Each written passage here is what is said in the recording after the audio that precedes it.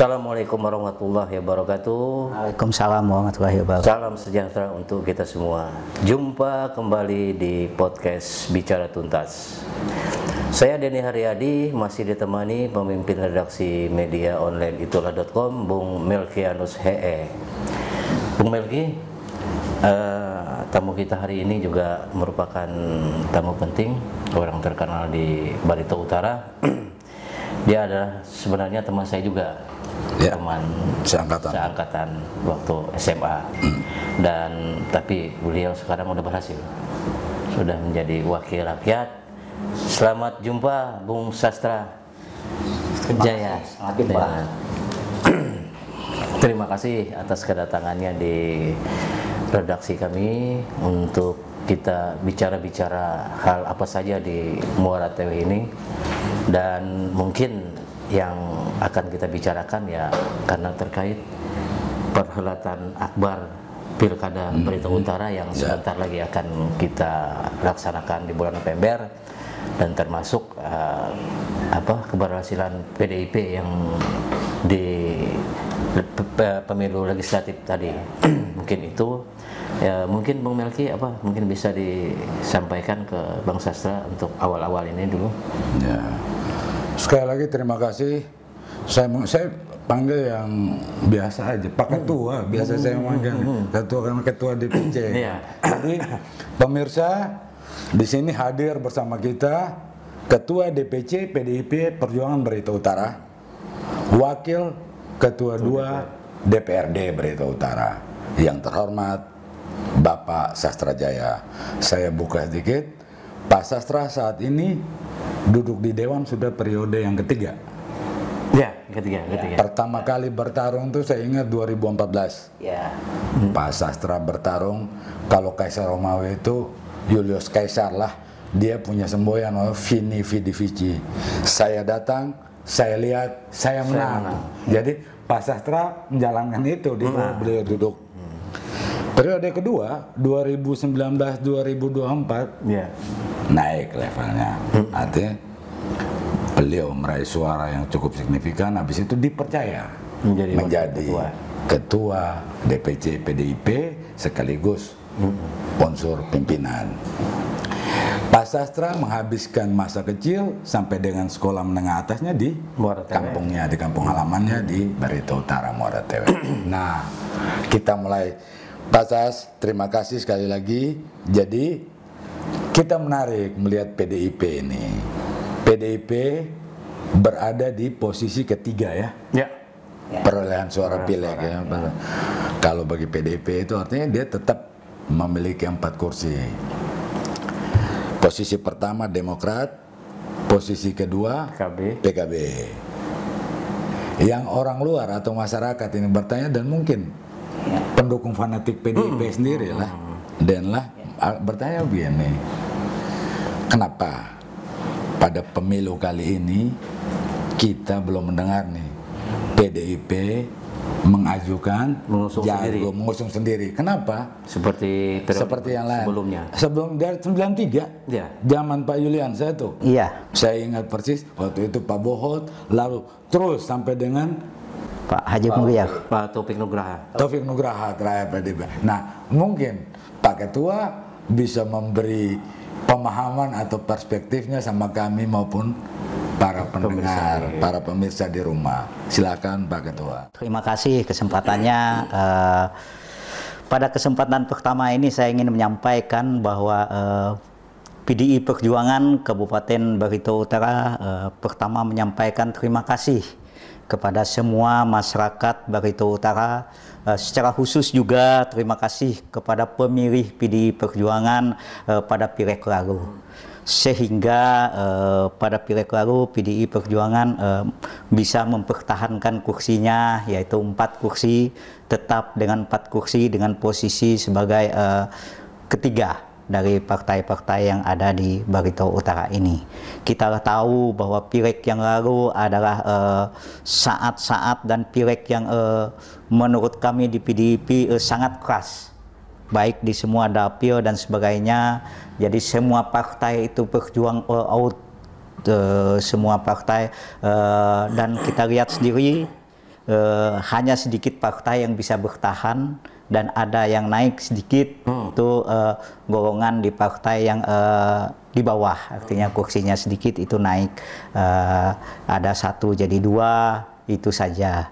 Nah, PDI Perjuangan Kabupaten Barito Utara kelihatannya memang dengan pendukungnya, dengan pemilihnya tetap bertahan meskipun melawan berbagai gempuran itu. Maka untuk itu secara khusus saya selaku Ketua DPC menyampaikan salam hormat dari Ketua Umum kami Ibu Hajah Megawati Soekarno Putri kepada semua pemilih yang ada di Kabupaten Barito Utara.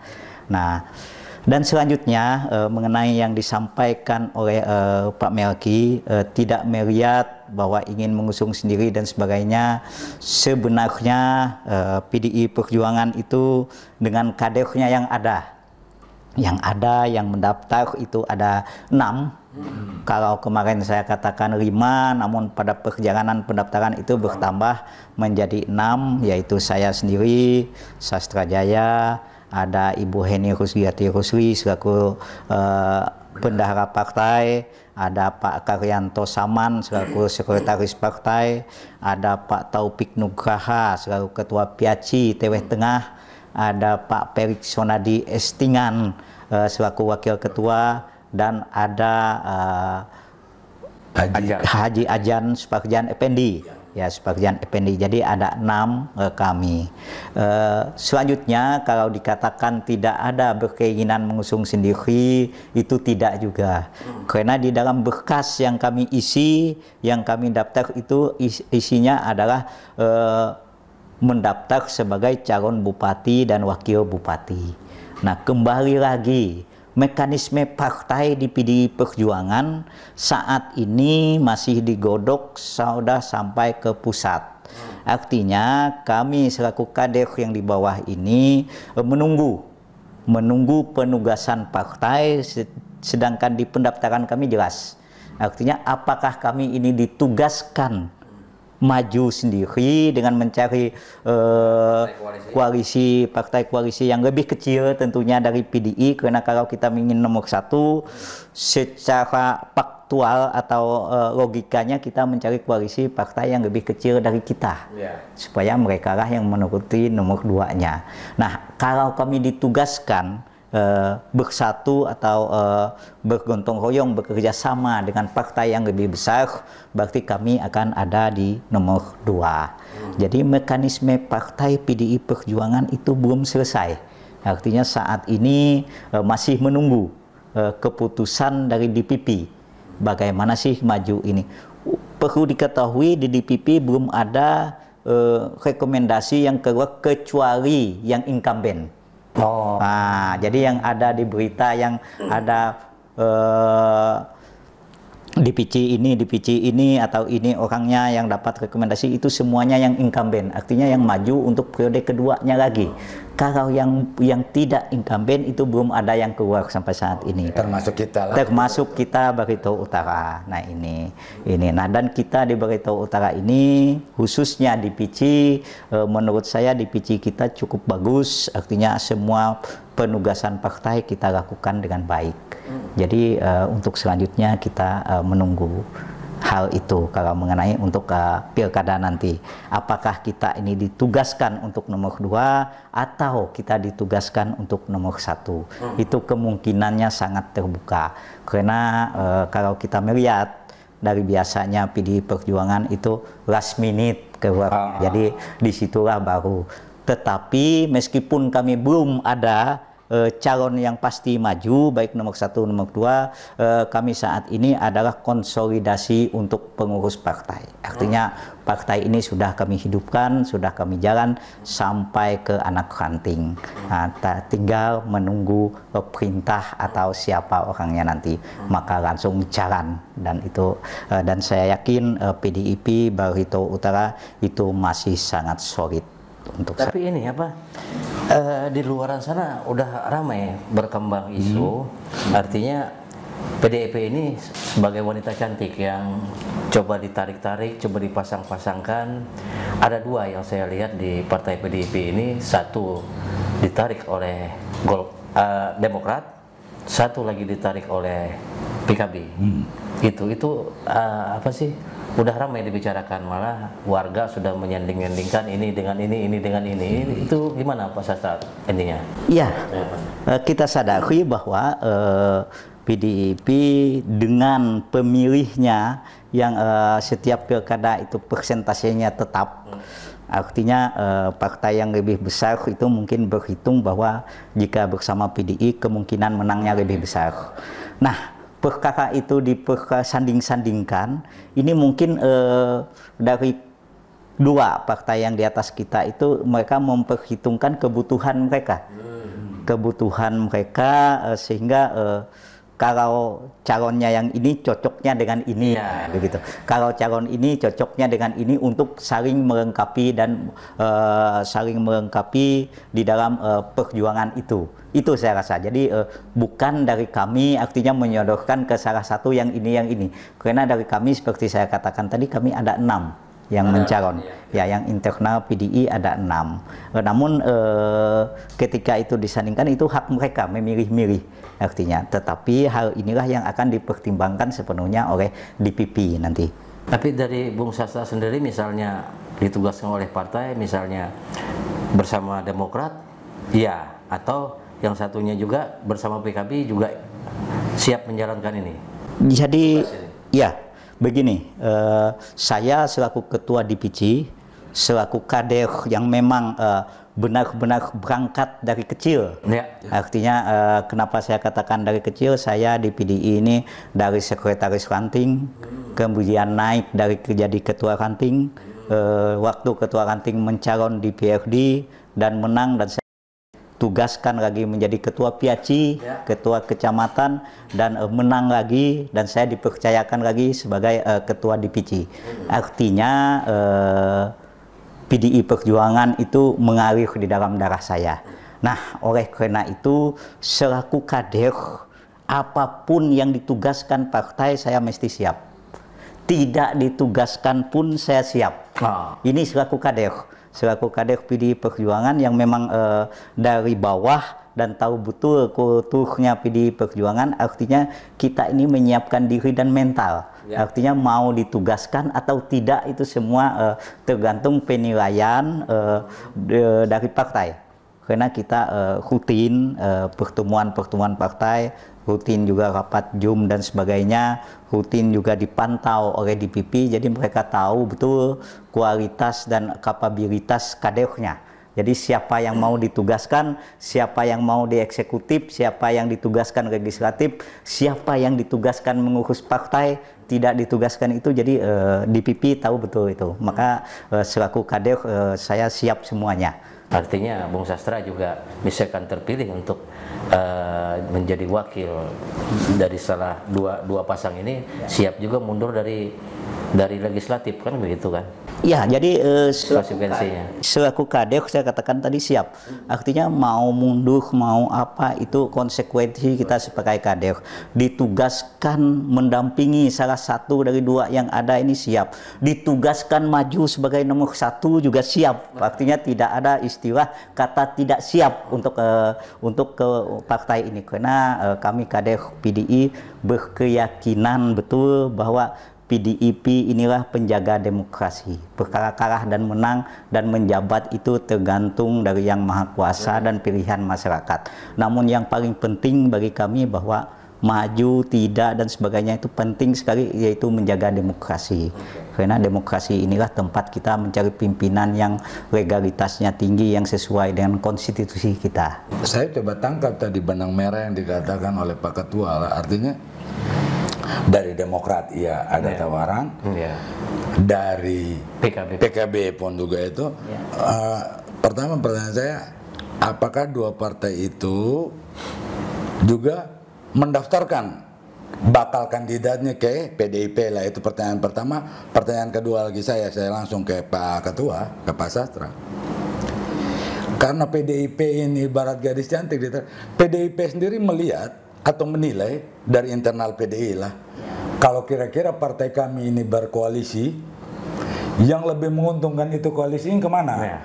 Apakah saya arahkan koalisi ini ke Demokrat sebagai number one lah, sebagai pemenang pemilu, atau mungkin ada potensi walaupun PKB dia di urutan kedua lah di perolehan suara, tapi mungkin PDI jauh lebih ada chemistry-nya dengan PKB kan, itu juga yang kita kepengen tahu. Mungkin ini pertanyaan klasik dan Pak Ketua sudah sering ulang-ulang kita tanya, tapi paling tidak di acara ini saya dan teman-teman kepengen dengar lagi seperti apa kalau PDIP dihadapkan dengan itu. Dua pertanyaan saya Pak Ketua. Ya, terima kasih. Jadi seperti saya katakan tadi, PDIP ada 6 kadernya yang mencalon dan yang mendaftar secara resmi sesuai dengan tahapan yang kita buka kemarin, yaitu hanya ada 2 kandidat, yaitu kandidat pertama, yang paling pertama itu Ahmad Gunadi, itu dari Partai Demokrat, dan yang kedua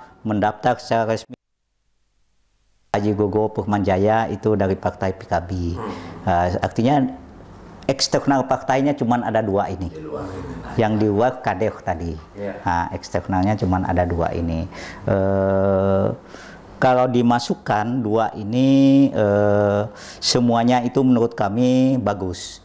Semuanya bagus dan berpeluang, karena bagi PDIP kemenangan pilkada itu ada di tangan rakyat.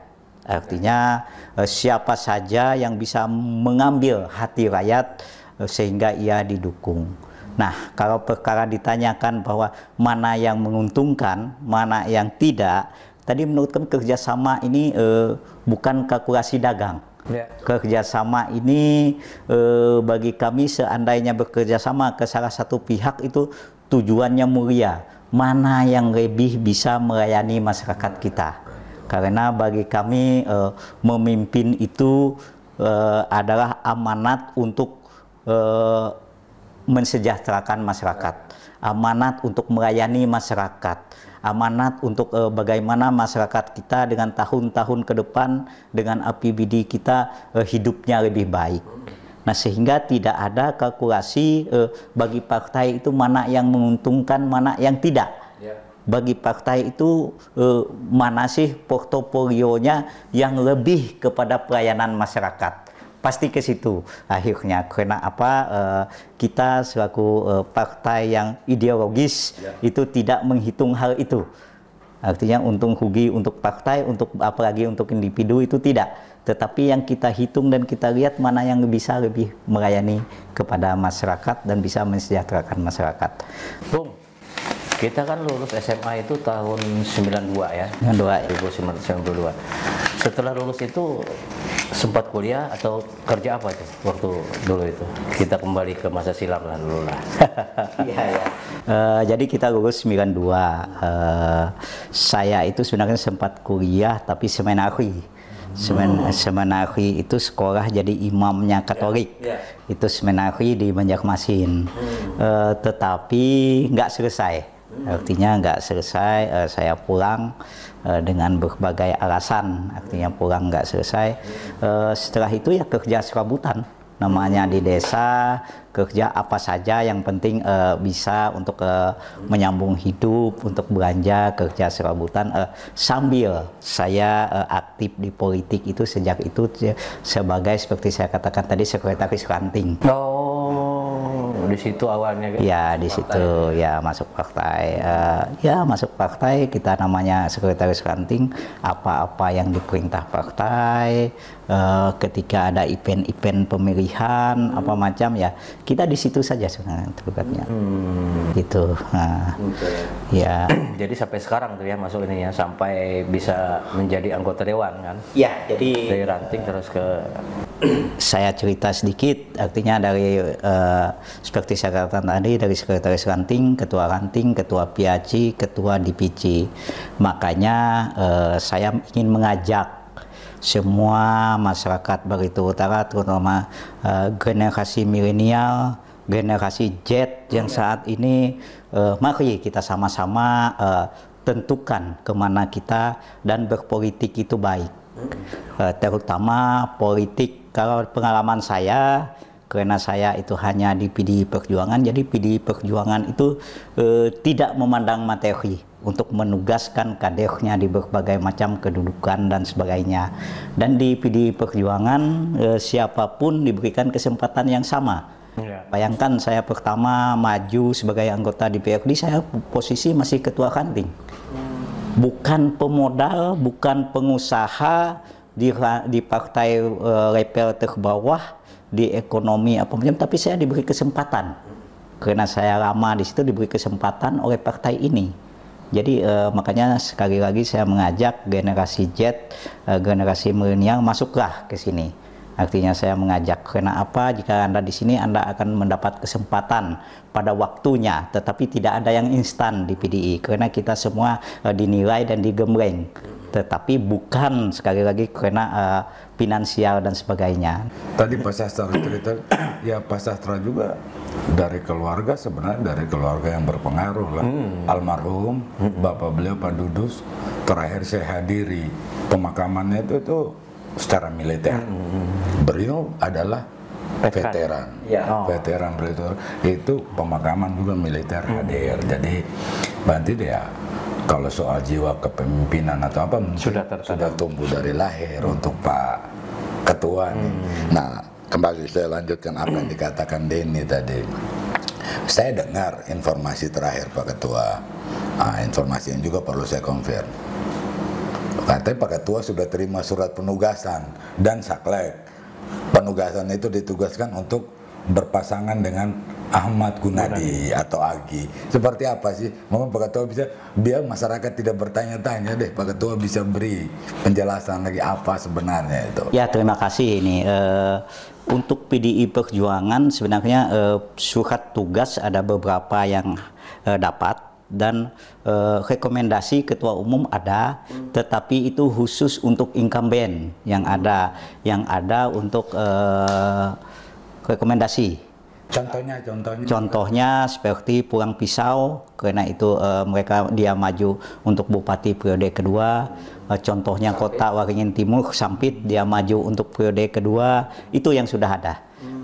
Sedangkan mengenai surat tugas juga ada yang dapat sebagian, tetapi surat tugas itu yang saya pahami dan diinformasikan oleh DPP, memang saya belum dapat itu untuk berkomunikasi dengan semua partai. Surat tugas itu artinya berkomunikasi dengan semua partai itu gunanya apa? Membaca kemungkinan tadi, kemungkinan bekerja dengan partai A, partai B, partai C, partai D, ke semua partai. Nah, yang dibaca itu apa?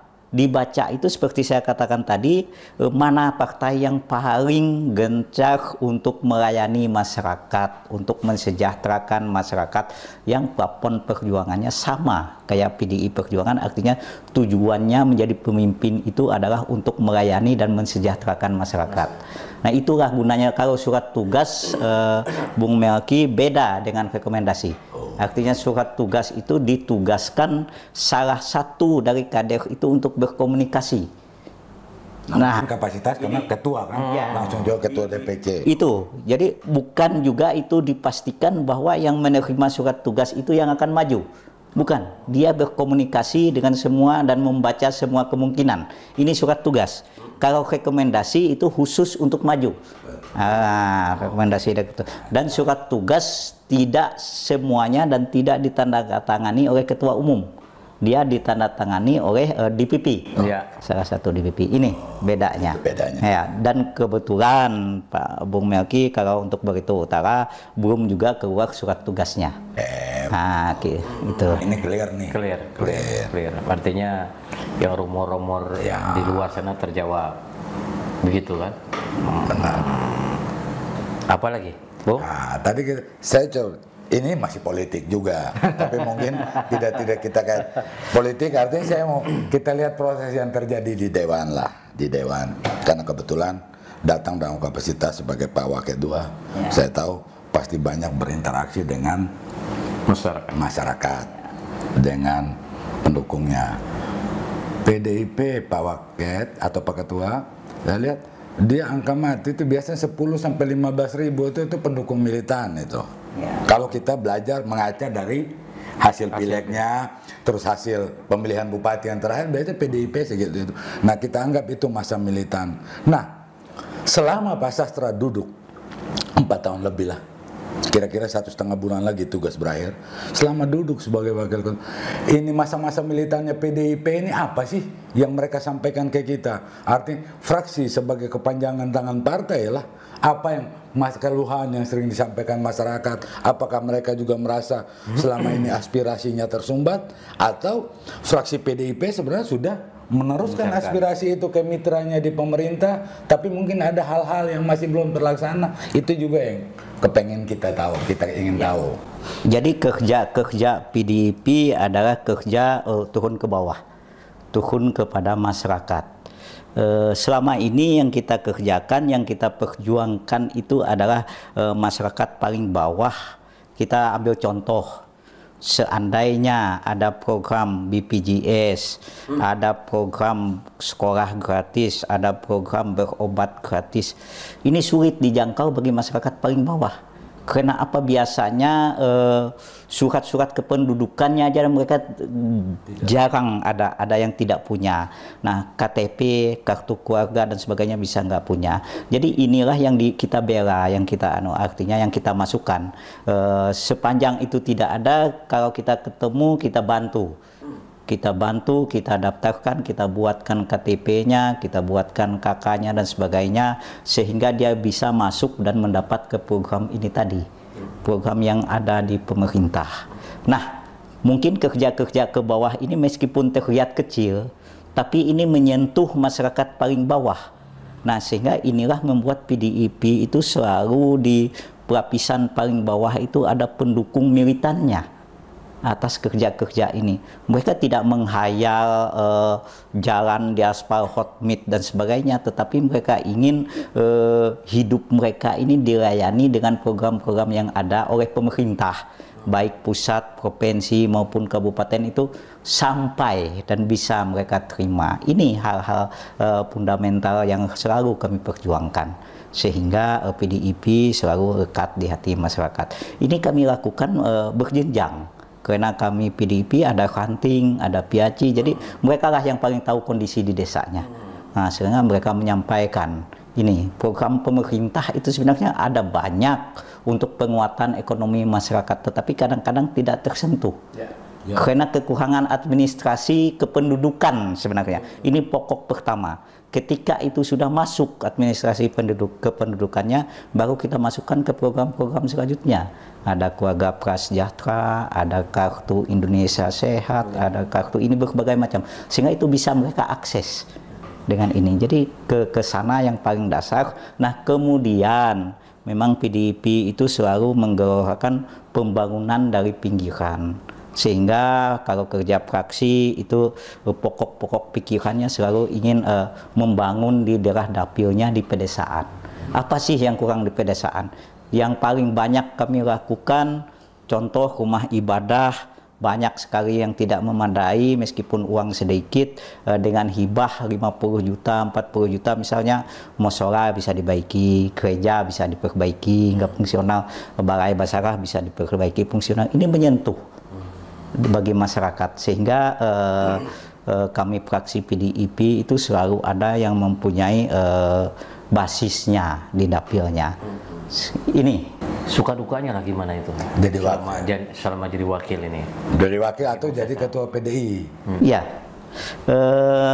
Kalau bagi saya, karena saya memang ingin dan partai ini mengalir di diri saya, artinya apapun beban itu saya rasa asalkan ditanggung bersama itu tidak terlalu berat. Sehingga kalau untuk dukanya saya bilang tidak ada, namun kalau kesulitannya ada. Kalau sampai duka ya tidak juga, karena kita kerjakan bersama. Kalau kesulitan itu yang penting kita terbuka kepada fraksi, terbuka kepada pengurus partai. Ini yang harus kita lakukan. Saya yakin dengan semangat gotong royongnya PDIP bisa kita atasi. Nah, kemudian sukanya ketika program kita itu benar-benar menyentuh masyarakat. Masyarakat datang, terima kasih, saya ini sudah dapat bantuan ini. Nah, ini merupakan kebanggaan kita. Bahkan di PDIP saya waktu pelatihan dulu ditugaskan oleh partai itu mencari 2 orang yang sangat tidak punya apa-apa yang harus kita masukkan, jamin segala macam kebutuhannya. Ini ditugaskan oleh partai, harus dapat di dapil, dan kita dapat itu orangnya. Orang yang yatim piatu ya kita bantu bagaimana dia bisa sekolah, bagaimana ini tugas partai. Dan ini kita dapatkan semua fraksi yang di dewan itu minimnya 2 orang itu harus ada yang memang dia bantu, yang memang yatim piatu membutuhkan di desa. Ini kita bantu. Nah jadi memang partai ini menyentuhnya jauh ke bawah. Memang kalau di tingkat elit tidak begitu kelihatan, tetapi kita menyentuh betul ke kehidupan masyarakat di bawah. Ada yang satu yang menarik. Ini kan sekarang ini saya nilai lah, PJ ini kan kuanggap bukanlah ininya PDIP, bukan kader atau nah bagaimana di rentang waktu selama PJ ini menjalankan kekuasaannya, khusus fraksi PDIP bisa bekerja sama sehingga apa yang menjadi target atau tujuan pembangunan kita jangka pendek ini bisa terlaksana. Gimana kerjasama PDIP dengan Pak Muhli sebagai PJ? Ya, itu juga saya ingin tahu. Dengan PJ itu kan tidak dari partai tertentu, karena dia profesional dari PNS, dari Sekda, artinya dia mengerti betul keadaan Barito Utara. Bayangkan dulu sebagai orang lawan politiknya Pak Nadarsah saja, PDIP kan tidak pernah mendukung Pak Nadarsah. Artinya 2 periode itu tidak pernah. Kita bisa bekerja sama dengan baik. Yang penting semua program yang baik akan kita dukung, sambil kita memasukkan program kita tadi yang menyentuh ke masyarakat bawah. Nah, begitu juga dengan PJ. Semua yang baik dia tahu betul kita dukung sepenuhnya. Kita profesional bekerja sambil kita masukkan tadi yang kepentingan masyarakat. Kalau kita mengacu kepada kepentingan pribadi ya jelas mungkin nanti tidak bisa bekerja sama. Tapi kita ini kan kepentingan masyarakat yang kita utamakan. Jadi siapapun yang ada di atas, yang ada pemimpin eksekutif, kita berusaha bekerja sama dengan baik, profesional di situ dengan memasukkan program-program kita sehingga selama itu menjadi diskusi dan baik menjadi keputusan, maka itu akan kita dukung sepenuhnya. Oke, sudah banyak yang kita bincangkan bersama Bung Sastra dari sikap partai PDIP sendiri terkait pilkada, termasuk sikap beliau sendiri pribadi yang beliau pribadi yang tadi disanding-sandingkan dengan ini kemana arahnya sudah terjawab semua. Dan semoga dengan perbincangan ini pemirsa di luar sana bisa mengambil suatu kesimpulan nanti kemana akan menentukan pilihan. Itu saja mungkin Bang.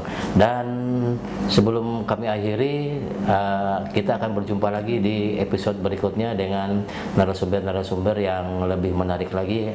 Kita berbincang terkait seputar Barito Utara. Salam jumpa. Assalamualaikum warahmatullahi wabarakatuh. Salam. Terima kasih. Sampai jumpa.